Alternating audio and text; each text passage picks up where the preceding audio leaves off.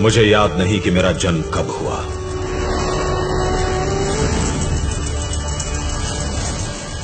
पर मुझे विश्वास है कि मैं किसी योद्धा की तलवार से उठी चिंगारी से उत्पन्न हुआ।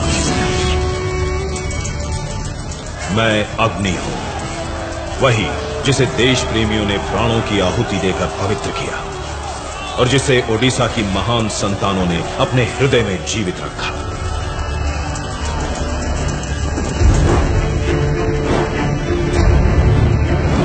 ओडिशा एक ऐसा दिव्य भूखंड जिसका इतिहास देखो तो इतिहास नहीं, साहस और पराक्रम की गौरव गाथा है।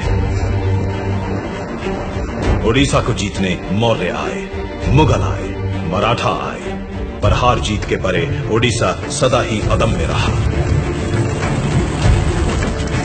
फिर एक समय ऐसा आया जब राज्यों पर राज्य निकलता, उपनिवेशवाद का अजगर ओडिशा के खोरधागढ़ तक आ पहुंचा। खोरधा के महाराज मुकुंद देव द्वितीय अभी बालक थे और उनके दीवान और मंत्री जोई राजगुरु के कंधों पर शासन का भार था। ईस्ट इंडिया कंपनी ने राज्य पर अधिकार मांगा तो जोई राजगुरु ने उन्हें युद्ध की चुनौती दी।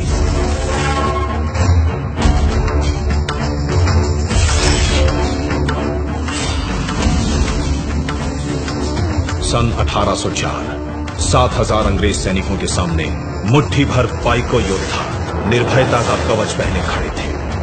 अंग्रेजों की जीत निश्चित थी, पर हारने से पहले रणधीरों ने ऐसा समर मचाया कि रणचंडी हर्षित हो नाच उठी।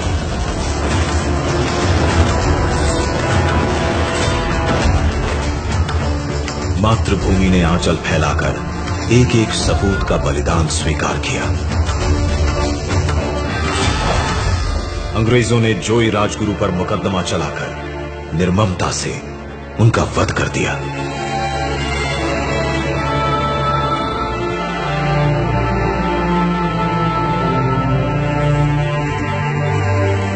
खोरधागढ़ अब ईस्ट इंडिया कंपनी के अधीन था।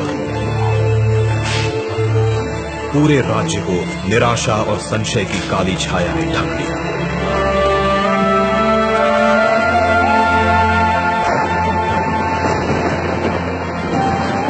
ऐसे में पाइको कुल गौरव बक्सी जगबंधु अपने महान पूर्वजों के पुण्य प्रताप को कैसे धूल में मिलने दे सकते थे।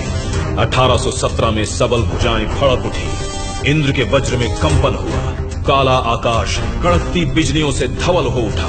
तेजस्वी पाइको खड़ग अपनी मयान से बाहर आई और सरदार बक्सी ने पहले स्वतंत्रता संग्राम का शंखनाद किया।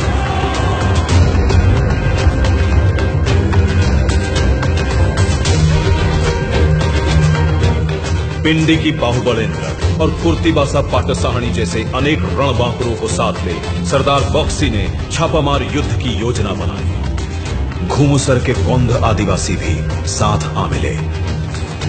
सभी सूमा वो साए गजदल की तरह जंगल से निकल कर अंग्रेजों के दफ्तरों, गोदामों, भवनों और खजानों पर धावा बोलने लगे।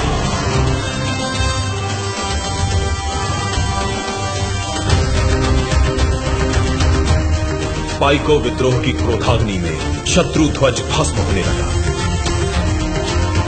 उसी दौरान पारड़क मुंडी में सोरा विद्रोह हुआ।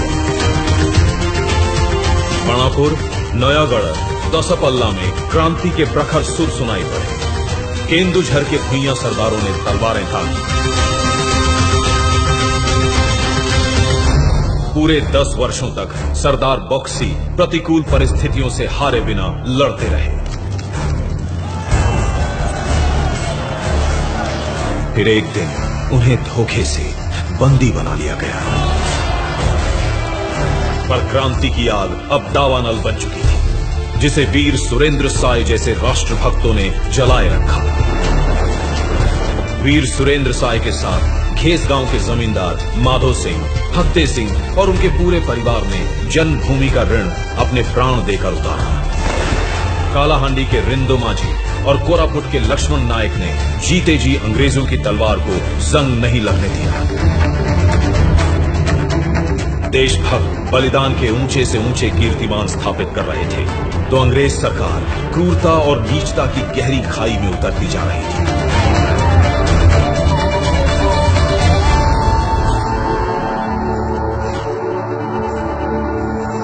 अंग्रेजों की पैशाचिक प्यास जब योद्धाओं के रक्त से ना बुझी तो उन्होंने निर्दोष जनता को अपना निशाना बनाया।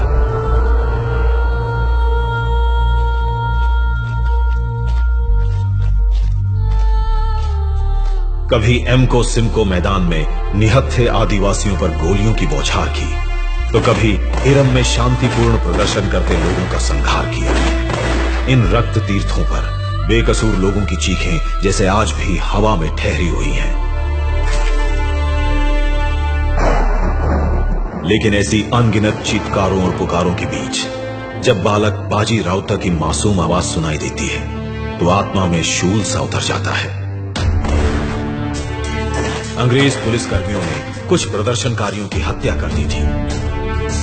जन आक्रोश से बचने के लिए छुपते छुपाते जब वे लोग नीलकंठपुर घाट पहुंचे तो उनका रास्ता एक नन्हे नाविक ने रोक लिया। तुमने माने सबको हत्या करी, हमने तुमको डॉक्टरी नदी पार करे भी नहीं। बहुत धमकाने पर भी जब 12 साल के बाजी राउतर का संकल्प न टूटा तो एक निष्ठुर अंग्रेज ने दहकता हुआ अंगारा कोमल से सीने में उतार दिया। अंतिम क्षणों में भी बाजी राउतर अपने साथियों को चेताता था।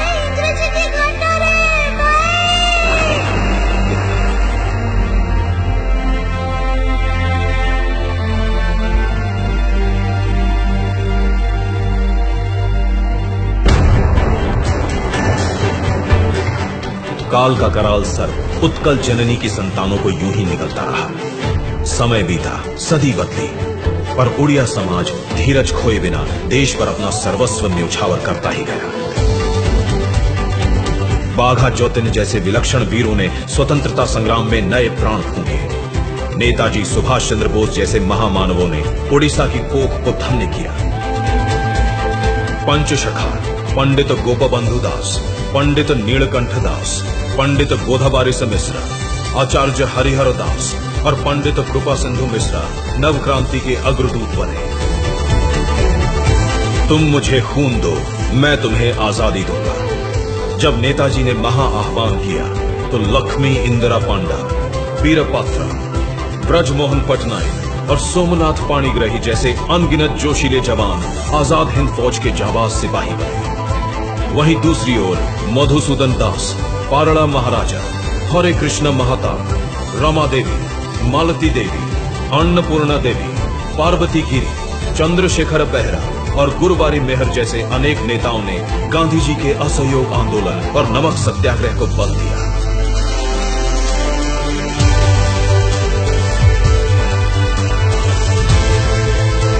कांत कवि लक्ष्मीकांत ने वंदे उत्कल जननी की रचना कर पूरे प्रदेश में नव ऊर्जा का संचार किया। भारत छोड़ो आंदोलन का आगाज हुआ तो बरगढ़ जिले के पनीमोरा ग्राम का हर व्यक्ति अंग्रेजों को भारत से बाहर खदेड़ने बढ़ चला। ओडिशा के शेर हर मोर्चे पर तैनात थे। 1804 में शुरू हुआ महायज्ञ 1947 में जाकर सफल हुआ। क्रांति की मशाल से उत्सव के दीप जलाए गए।